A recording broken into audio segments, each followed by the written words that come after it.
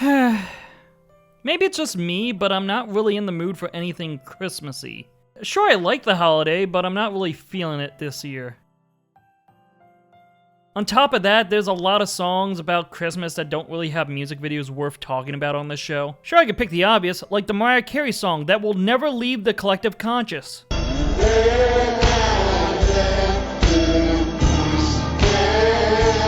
Or whatever other popular artist is making an attempt on a timeless classic. Or I could choose something more random like I did last year with Mr. Blobby and his #1 Christmas song.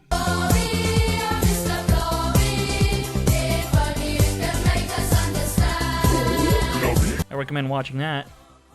But when it came to deciding, I can only think of one song that really put me in a good mood.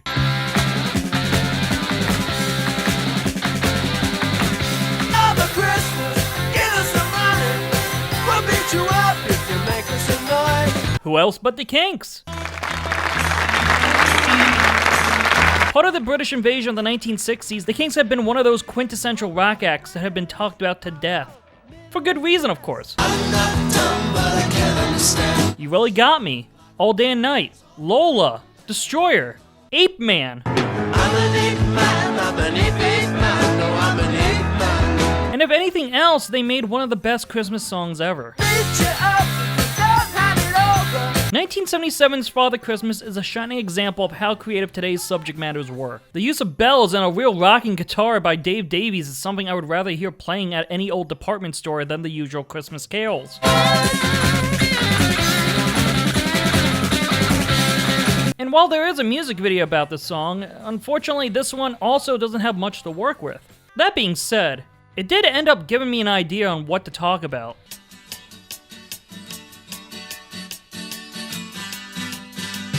The lead single off the 1983 album State of Confusion, Come Dancing, has a lot of facets to it that make for an interesting history lesson.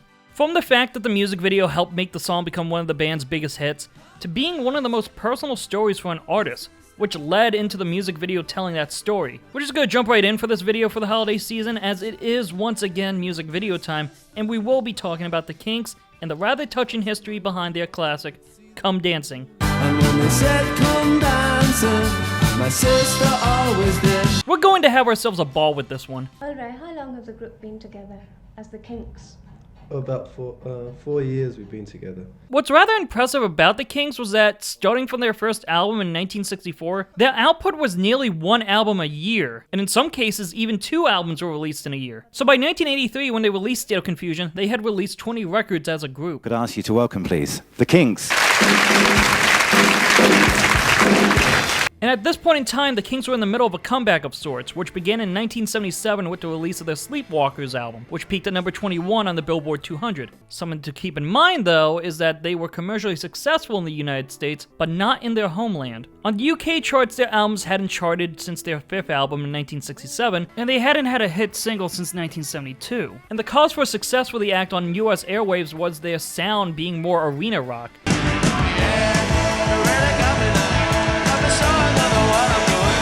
Which did yield them great success in the late 70s. Mark Goodman talked with the man who wrote those tunes, Ray Davies. But when making State of Confusion, singer Ray Davies wanted to make a song that returned the group back to their old roots. And I guess the way he saw it was by making a song about ballroom dancing. The writing process for Come Dancing was described by Ray Davies to be a quick and easy process. Come Dancing was easy. I wrote it on a Friday and finished it on a Saturday, recorded it on the Monday. He began writing the song in March 1982, and by October it was completed. The following month it would be released as a single in the UK. While Davies said it was quick and easy, he admitted that he had the song in his head for years. And that might have to do with the inspiration of the song hitting close to home. Where the big band used to come and play. My sister went there on a Saturday. Now the Kinks are an act that were formed by brothers Ray and Dave Davies, so it's important to note that they were the youngest siblings in a family consisting of them and 6 older sisters. One of these sisters was Renee Davies. By 1957, she was 31 years old and was living in Canada with a husband in a marriage that was said to be abusive. She visited her childhood home in the Fortis Green ward of London for Ray's 13th birthday. With her was a surprise gift, a Spanish guitar. This was Ray's first guitar, and he had begged his parents for it to be a present. So for his sister to buy it for him, it was a tremendous gift for the future musician. Later that evening, Renee would be at the Lyceum Ballroom where she went dancing. And while dancing in the arms of a stranger, Renee would die unexpectedly. The official cause of death was ruled a heart attack, as a childhood bout of rheumatic fever resulted in Renee to develop a bad heart. Ray Davies would later remark that the guitar was a great parting gift from her. So when Ray said he wanted to make a song to return to his roots, the full quote of that was, "Come Dancing was an attempt to get back to old roots. To my sisters, an enduring remembrance." So with inspiration in mind, let's talk about the music video. This was not their first rodeo when it came to making music videos. In fact, Come Dancing would be their 11th video and their third for the 1980s. Now the video has an interesting approach to the song's story as it is sung in different perspectives. Or a parking lot on a piece of land where the supermarket used to stand. The lyrics are first sung by a spiv. A spiv is British slang for a petty criminal who sells illegal goods on the streets. And the way the spiv is dressed is usually how they are stereotypically characterized. Ducktail haircut, Clark Gable mustache, a jacket and loud tie. Altogether, our video spiv, who was played by Ray Davies. Before that they put up a bowling alley. At the same time, some of the lyrics are sung by a young boy who grows up to become Ray Davies, I guess. Makes sense since the video seems to be semi-biographical. Now the plot is all about the history of the dance hall in his childhood and how his sister used to dance there all the time. And the spiv in the music video is one of the sister's many suitors that want to date the girl, but as Davey explains it, Didn't know the night would end up in frustration. basically she just wants to dance and nothing else. Fast forward to the boy becoming a singer in a band, and the sister grew up to have kids that also go out dancing. Her daughters go out, now it's her turn to wait. As for the spiv, he clearly had not had a decent life, to the point of being heartbroken by not getting the girl. It's a straightforward video, but an effective one at that. Come Dancing's music video was shot in November 1982, a month after the release of the single. The video was shot in the Ilford Pally in Essex. First established in the 1920s, the Pally went through a lot of changes over the years, first being the town of Ilford's first cinema, to being a dance hall, to becoming a disco in the 1960s. Producing the video was Michael Hamlin, who would later produce the 1994 Australian comedy, The Adventures of Priscilla, Queen of the Desert. Jim Cameron was the cinematographer, and while trying to look him up, I keep getting images of James Cameron instead. Thanks, Google. But more importantly, the director of the music video was one Julian Temple. I've mentioned Temple in one of his previous music videos before in Music Video Time, where he directed Neil Young's 1988 video to This Note's For You. A music video that got banned from MTV. I recommend watching the video to know more about that situation. But in terms of Temple and his relationship with the Kinks, this was the second music video to be directed by him. His first being 1981's Predictable, which was the fourth track off their 19th album, Give the People What They Want. Dave Davies would describe Temple as follows. Julian was such a posy sod, walking around in a fur coat like he was Orson Welles, even though he was only doing a promo video. Funny reading this quote, as Temple is a diehard Kinks fan ever since childhood. Part of the inspiration for the spiv was said to have been a conductor from a bus route Dre saw as a kid. Slicked down hair and pencil mustache and always wearing a carnation. They combined this character with the brother's uncle, Frank Wilmore. Dave Davies described his uncle as an old school kind of cockney. Other information about the music video includes fans of the Kinks appearing in it as audience members. Must have been really cool to be standing next to your favorite singer in this shot. Speaking of this shot, Julian Temple would have an anecdote about a famous director's take. Would you please welcome Martin Scorsese? As he said in the book You Really Got Me, The Story of the Kinks by Nick Hast, he was standing behind Martin Scorsese at a bar. Scorsese was raving about this shot, saying it was one of his favorites ever. So it's definitely confirmed that Martin preferred Come Dancing over the Marvel Cinematic Universe. Temple also brings up the 1965 film Simon of the Desert by Luis Buñuel. This guy, who's been suffering on this pillar in the desert in BC whatever, ends up in some weird club in Mexico City in 65. It's a bit like that. Alright, sure. Temple also had high praise for Ray Davies in terms of acting, lamenting that he should have been more of an actor. Something's happening, but I'm just gonna turn a blind eye. Funny that, as Davies later appeared in Temple's 1986 film Absolute Beginners, along with David Bowie. Through thrilled to the music of David Bowie, Sade, Ray Davies. And that movie was a huge critical and commercial flop.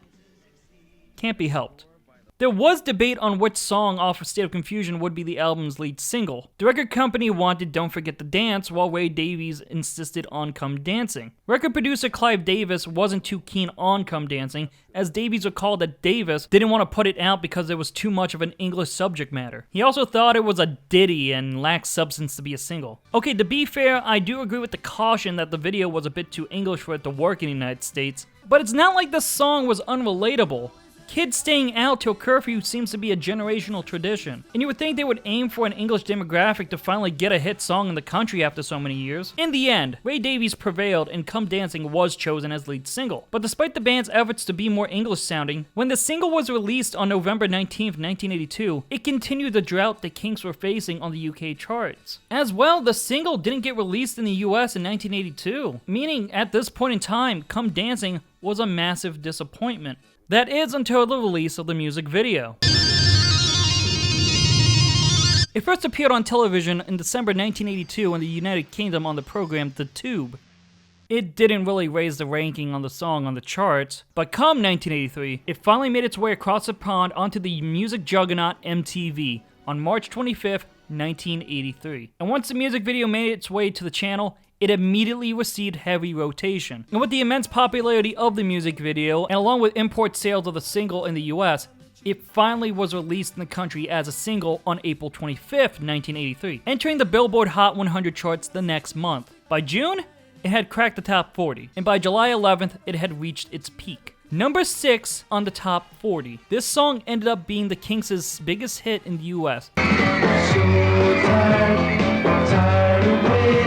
Tying with Tired of Waiting for You, which was off their second album in 1965. That's really impressive to have your biggest hit, or at least tied to being your biggest, be reached 20 years into your career. Because of the success in the US, the song was re-released in the UK in July 1983, eventually peaking at number 12 on the singles charts in August. Here with a great single called Come Dancing, the Kinks! The Kinks also appeared on the popular Top of the Pops program in September, their first appearance since 1972. Then in October, Ray was given the One of the Most Played Songs of 1983 award by the American Society of Composers, Authors, and Publishers. Come Dancing's music video managed to pull the Kinks out of a possible commercial disappointment and make it become one of their all-time biggest hits. Post Come Dancing, the band would release Don't Forget to Dance as their second single, first in the United States on October 1st, 1983. Don't forget to dance. The commercial success for Come Dancing in the US caused Don't Forget to Dance to get delayed for release in the United Kingdom until the end of September that year. An interesting thing about this video is that it continues on from Come Dancing, with Ray Davies revisiting his Spiff character. Next one would be mine. Yes, you with the broken heart. As he tries to have a dance with the Pally's coat check girl, with her eventually running off, which is implied that she's heading to America. They whisper their remarks, one to another. And while the song is good, this would not have been a good lead single for an album. Separates you from the rest. The song is bittersweet in its lyrics and is completely heartbreaking. You definitely feel bad for the Spiff as well, giving off vibes of Charlie Chaplin's The Tramp.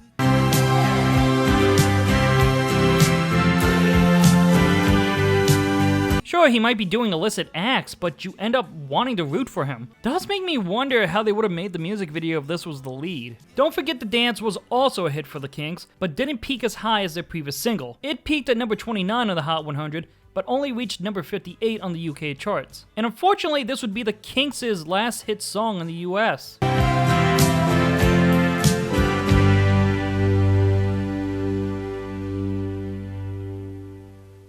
But it wouldn't be the last time we see the Spiff, as he appeared one more time a year later in the music video to Do It Again, the first track off their 21st album, Word of Mouth.